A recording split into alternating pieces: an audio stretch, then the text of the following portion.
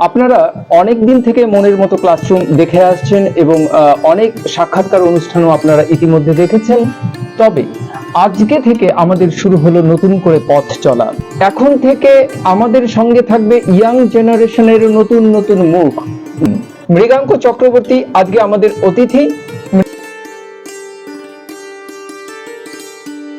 না, আমি প্রচন্ড রকম ফাঁকিবাজ ছিলাম ছোট থেকেই।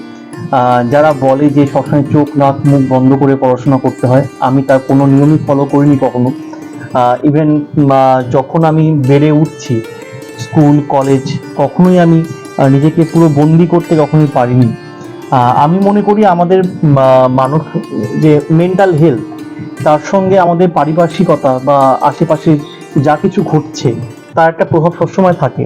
সেগুলোকে আমরা কখনোই উপেক্ষা করে শুধুমাত্র নিজেকে বন্দি করেই চলতে পারি না, তাহলে আমাদের কোনো রকমের ডেভেলপমেন্ট হবে না। আমাদেরকে এগোতে গেলে সেই পারিপার্শ্বিকতাকে ধরে নিয়ে এগোতে হবে। এবং এখন কম্পিটিটিভ এক্সামের ক্ষেত্রে এটা ভীষণ রকম গুরুত্বপূর্ণ একটা বিষয়, কারণ আপনি যদি পরবর্তীকালে যে কোনো কম্পিটিটিভ পরীক্ষায় ক্র্যাক করতে পারেন এবং যখন চাকরি পাবো আমরা, প্রত্যেকেই কোনো না কোনো একটা গুরুত্বপূর্ণ পদে আমরা পোস্টিং হবে আমাদের। ইন দ্যাট কেস কিন্তু আমাদেরকে এটা মাথায় রাখতে হবে আশেপাশে কি ঘটছে, কেন ঘটছে এবং তার প্রভাবটা মানুষের মধ্যে কতটা বিস্তার লাভ করছে, এগুলোর ব্যাপারে কিন্তু আমাদেরকে অনেকটা সচেতন থাকতে হবে। আমাদেরকে বুঝতে হবে ঘটনাগুলোর কতটা গুরুত্ব এবং তার ফলাফলটা কি। ফলে শুধুমাত্র নিজেকে বন্দি করে মানে চোখ নাক মুখ বন্ধ করে পড়লেই হবে না, সমস্তটা দেখিয়ে শুনে বুঝে নিয়ে তারপর পড়তে হবে। আর এটা আমি সবসময় বিশ্বাস করি যে যেটা ভালোবাসা থেকে আসে সেখানে এফোর্টটা আসলে কাজ করে।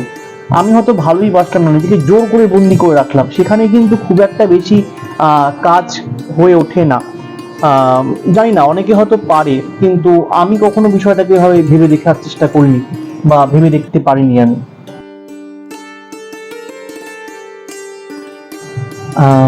উপভোগ্য যদি বলা যায়, দুটোই উপভোগ্য।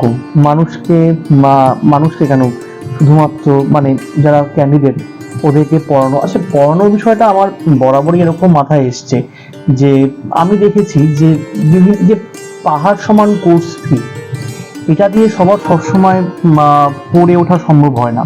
যারা কম্পিটিটিভ পরীক্ষার জন্য প্রিপারেশন নিচ্ছে তারা কিন্তু সবসময় এত এত টাকা খরচা করে পড়তে পারে না।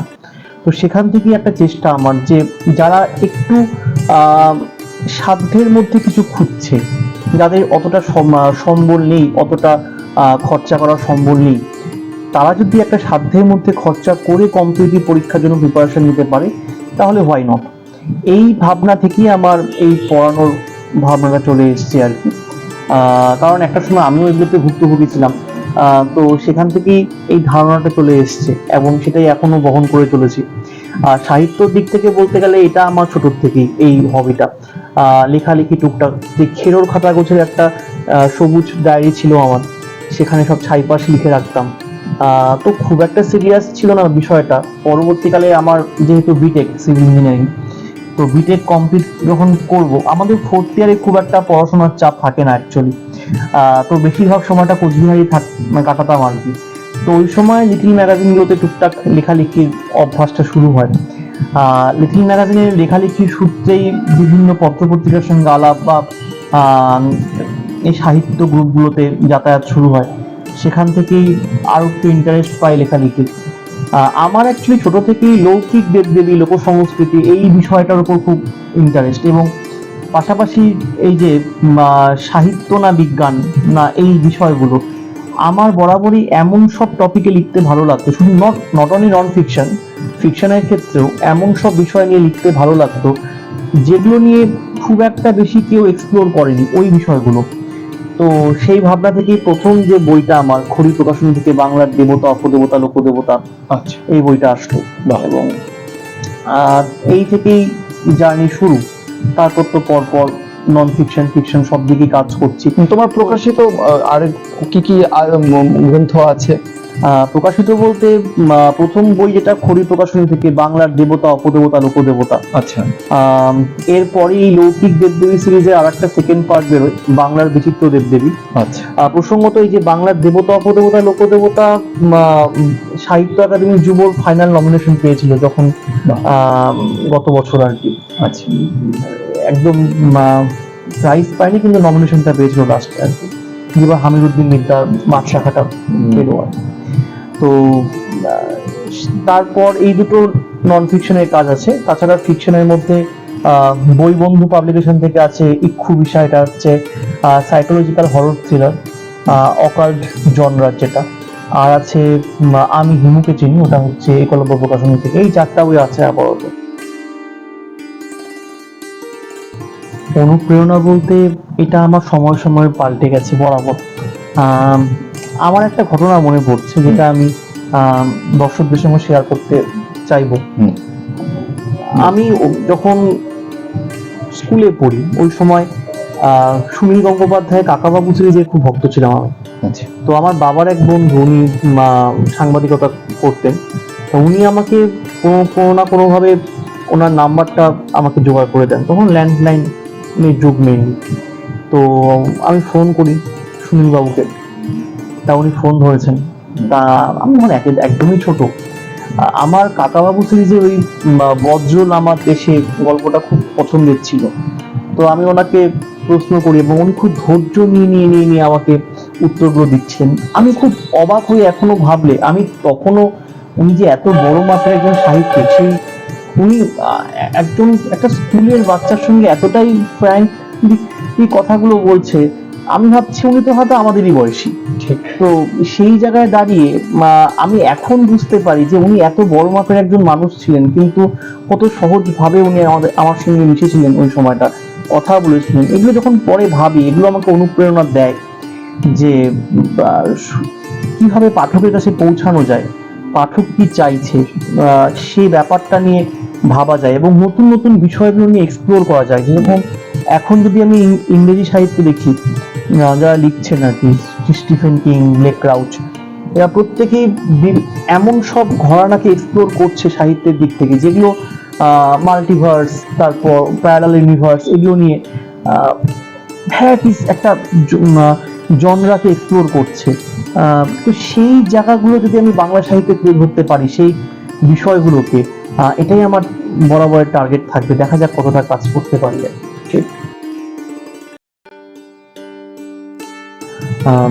লেসন পেয়েছি, অ্যাকচুয়ালি আমি মনে করি আমার প্রত্যেকটা হেরে যাওয়া থেকে আমি লেসন নিই।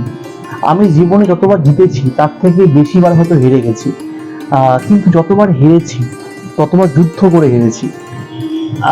আমি মনে করি যদি আমি একদম হাত তুলে দিই, সহজে গিভ আপ করে দিই, এইভাবে হেরে যেতে আমি কোনো সময় চাই না। আমি চাই হারবো, কিন্তু যুদ্ধ করে হারবো। তো আমার প্রত্যেকটা যুদ্ধ করে হারা থেকে আমি কিছু না কিছু লেসন নিয়েছি, যে ভুলগুলো হয়তো আমি পরবর্তীকালে করিনি বা করবো না, নিজেকে রেকটিফাই করেছি এবং আমি নিজেকে সেই ভুলের থেকে শিক্ষা নিয়ে পরবর্তীতে নিজেকে আরো বেটার করার চেষ্টা করেছি। সেটা যে কোনো দিক থেকে, পড়াশোনার দিক থেকে হোক, সাহিত্য চর্চার দিক থেকে হোক, যে কোনো দিক থেকে, ব্যক্তিগত জীবনে হোক। ঠিক। মিডিয়ায় এখন আসলে বিষয়টা হচ্ছে, যত আমরা এগিয়ে যাচ্ছি আমাদের একটার পর জেনারেশন চলে আসবে। শুধু এখন আমি বা আমার ঠিক পরের জেনারেশন নয়, যত সময় এগোবে একের পর জেনারেশন চলে আসবে। কিন্তু আমি এই বিষয়টার সঙ্গে কিছুটা হলেও হয়তো দ্বিমত আছি। কারণটা হচ্ছে যে আমি মনে করি জেনারেশন বলে কিছু হয় না। সব জেনারেশনই খারাপ ছিল, সব জেনারেশনই ভালো ছিল। কিছু সংখ্যক মানুষ সব জেনারেশনই খারাপ, কিছু সংখ্যক মানুষ সব জেনারেশনই ভালো। তবে আমি এটাকে শুধুমাত্র খারাপ বা ভালো এই সেন্সে দেখি না, আমি দেখি পারসেপশনের ডিফারেন্স। আমি একটা জিনিস এইভাবে ভাবছি না, আর একজন ঠিক অন্যভাবে ভাবছে, আমার মতো করে ভাবছে না। এবার যে আমার মতো করে ভাবছে না তাকে আমি ভাবছি হয়তো সে খারাপ। সে কেন এভাবে ভাববে? ঠিক। সে কেন আমার মতো ভাবছে না? আবার যে আমার থেকে অন্যরকম কিছু ভাবছে, সে ভাবছে আরে কি খারাপ, ও কেন এটাকে এভাবে ভাবছে না? এই যে আমরা কেন কারো মতো হয়ে উঠছি না, এই বিষয়টা নিয়ে কেন ও আমার মতো হচ্ছে না বা আমি কেন ওর মতো হচ্ছি না, হওয়ার কোনো কারণ নেই। আমরা সবাই আলাদা মানুষ, আলাদা সত্তা, আলাদা পারসেপশন আমাদের মধ্যে আছে এবং আমরা আলাদা চিন্তা ভাবনা থেকে বিলং করি।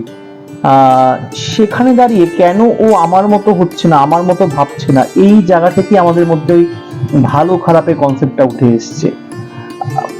আসলে সবাই যাদেরকে আমরা তথাকথিত খারাপ বলছি, হ্যাঁ আমি এখানে অবশ্যই সামাজিক অপরাধ যারা করছে তাদেরকে কোনোভাবেই আমি তোল্লাই দিচ্ছি না বা তাদেরকে আমরা কোনোভাবেই সাপোর্ট করছি না, কিন্তু আমি মনে করি যে আদর্শগত যে পার্থক্য যেটা বা চিন্তা ভাবনার দিক থেকে যে পার্থক্য, যে কারণে এখানে দুটো পয়েন্ট উঠে আসে। একটা হচ্ছে যে আমার সঙ্গে চিন্তা ভাবনার সঙ্গে তার চিন্তা ভাবনা ম্যাচ করছে না, আমি যেভাবে ভাবছি সে সেভাবে ভাবছে না, অন্যভাবে ভাবছে, সেখান থেকে আমাদের মধ্যে খারাপ ভালো একটা থিঙ্কিং চলে আসে। দ্বিতীয় যে কনসেপ্টটা উঠে আসে সেটা হচ্ছে যে আমরা সবকিছুকেই না একটা নামের আওতায় ফেলতে চাই। আমি যদি একটু পড়াশোনার বাইরে গিয়ে দেখার চেষ্টা করি বিষয়টাকে, এই যে এখন সোশ্যাল মিডিয়া খুললি, এখন তো আফটার কোভিড রিলের বারবারন্ত, একটা সময় টিকটক ছিল, এখন রিলের বারবারন্ত, সে হোক খারাপ কি, সেখানে দাঁড়িয়ে আমরা সবকিছুকে দেখতে পাচ্ছি একটা নামকরণের প্রবণতা। যে কোনো সম্পর্ক হোক, যে কোনো বিষয় হোক, সবকিছুকে নামকরণের আওতায় ফেলছি। বেঞ্জিং, সিচুয়েশনশিপ, বেড ক্রাম্বিং, তাই না, সবকিছুকে নামকরণের আওতায় ফেলছি। এবার আমরা এখন শুনে যাচ্ছি কি, ও মা এটা বেঞ্জিং করছে, এ কি কাণ্ড, ও মা এখনকার জেনারেশনের লোকের সিচুয়েশনশিপ করে। একদম না, আমাদের সময়ও করতো, আমাদের আগের জেনারেশনও করতো, তার আগের জেনারেশনও করতো, সবাই করতো। আমরা নামকরণ কখনো করে উঠতে পারিনি, নামকরণটা এখন করছি, এটাকে এই বলে, এটাকে সেই বলে।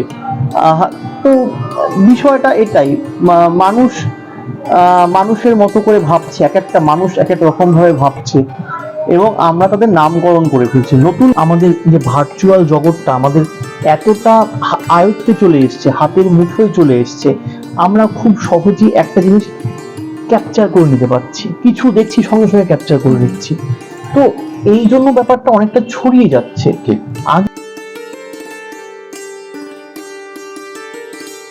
আমি এটা কিভাবে ব্যাখ্যা করার চেষ্টা করব, আমি যখন ছোট ছিলাম, একটু ছোটবেলায় ফিরে যাই, তখন দেখতাম সবসময় আমরা দেখার চেষ্টা করতাম প্রাইভেট টিউশন মানে হচ্ছে কোন স্কুলের টিচার, কোন স্কুলে পড়ায়, কোন স্কুলের টিচার কত বেশি স্টুডেন্ট তার কাছে পড়ে। যে যত ভালো স্কুলের টিচার, যার ঝুলির মধ্যে সবচেয়ে বেশি স্টুডেন্ট, সেই বেশি ট্রেন্ডিং এ চলতো। ফিজিক্স মানে অমুক স্যার, কেমিস্ট্রি মানে অমুক স্যার, এই যে একটা গড়পড়তা হিসাব আমাদের, যে আমাদেরকে ফিজিক্স মানে অমুকখানে যেতে হবে। কিন্তু সেটা তো এখনো আছে, আমার যেমন এখনো আছে, কিন্তু কিছুটা হলেও আচ্ছা জিনিসটা এক্সপ্যান্ড করেছে। কিরকম ভাবে, আমি দেখেছি আগেকার দিনে মানে ডাইনোসরের যুগ মনে হচ্ছে ওরকম ব্যাপারটা না, কিন্তু কিছুটা হলেও আমরা যখন ছোট ছিলাম ঠিক তখনও দেখেছি যে আমরা স্কুল শিক্ষককে বেশি প্রায়োরিটি দিতাম। স্কুলের টিচার, কোন স্কুলের টিচার, কতটা ভালো স্টুডেন্ট বেস। এখন আমি দেখি, তখন কিন্তু খুব একটা যারা শুধুমাত্র প্রাইভেট পড়াতেন তাদেরকে আমরা অতটা প্রায়োরিটি দিতাম না, দিলেও খুব হাতে গোনা কয়েকজন ছিলেন যারা তখনকার দিনেও প্রাইভেট পড়িয়ে রীতিমতো একটা ভালো সংখ্যক স্টুডেন্ট বেস তৈরি করেছে। আমি কারো নাম না করি বলছি আলোচনা, আসলে আলোচনাটাই এখানে গুরুত্ব পাচ্ছে, নামটা নয় অবশ্যই। তো আমি তখন দেখেছি, এখন যখন আমি দেখতে পাচ্ছি, এখন 2024-এ দাঁড়িয়ে আমি দেখতে পাচ্ছি এই বিষয়টা অনেকটা এক্সপ্যান্ড করেছে। মানুষ কি এখন প্রাইভেট টিউশন যারা শুধুমাত্র পড়াচ্ছে, কোনো সংস্থায় থেকে না, কোনো স্কুলে না, কোনো চাকরিতে না, শুধুমাত্র প্রাইভেট টিউশন পড়াচ্ছেন, এই মানুষদের উপর কিন্তু ভরসা করছে।